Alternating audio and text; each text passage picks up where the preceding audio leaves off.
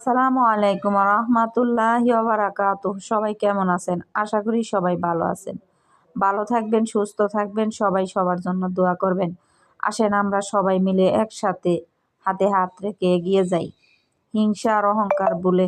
কারণ হিংসা আর অহংকার পতনের মূল, এটা সবাই জানে। মানুষ বুঝে, কিন্তু মানুষের ধৈর্য আর সব মানুষ এক হয় না। অহংকারী মানুষ, জানি না এখন যেভাবে আছি, কি অহংকার করি আর না করি। মানুষ তো কত অপমান, কত অবহেলাই করলো। অহংকার কিভাবে করে আসলেই নিজেটা নিজে বুঝতাম না, অন্যজনে বুঝতে পারে। কিভাবে বলবো, এত শিওর দেওয়া তো ঠিক না। বাজারতে তরকারি নিয়ে আসি, রাইন্দা বেড়ে খাইয়া পরে মনে হয় একটা ভিডিও বানাই, অথচ 4-5 মাস হয়ে গেল ভিডিও বানাই। আর ভিডিও মনে থাকে না, কি আর করার।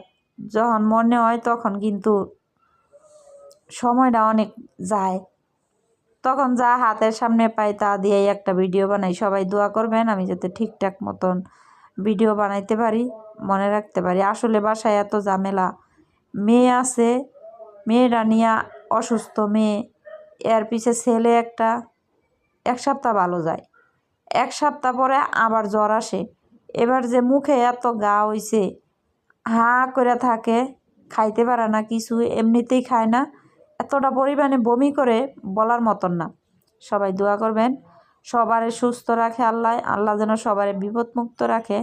আমরা সদা সৎ পথে চলি, সত্য কথা বলি, আর 5 ওয়াক্ত নামাজ পড়ি, ঠিক মতো আল্লাহর পথে চলি।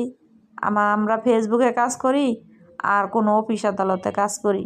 সারা জীবন কিন্তু আর পৃথিবীতে থাকবো না, একদিন এই কাজ কাম সব কিছুই পরে থাকবো। আমরাই কিন্তু আর থাকবো না, আমরা কিন্তু একদিন চলে যাব।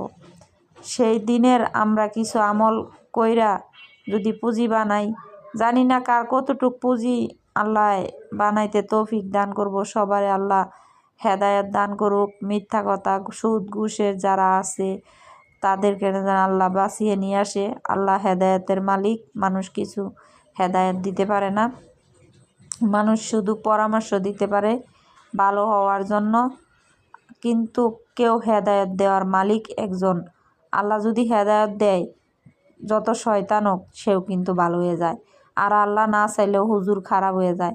এটাই মানুষের একটা দুনিয়ার ভিতরে পার্থক্য রাখছে। যত চেষ্টাই করুক, কেউ কিন্তু একটা মানুষ বানাইতে পারবো না। একটা পুতুল কিন্তু বানাইতে পারবো, সাজায় রাখবো মার্কেটে, গড়ে, কিন্তু একটা মানুষ কিন্তু বানাইতে পারবো না। এর জন্য সবাই দোয়া করবেন আমরা যেন সদা সৎ পথে চলি, সত্য কথা বলি।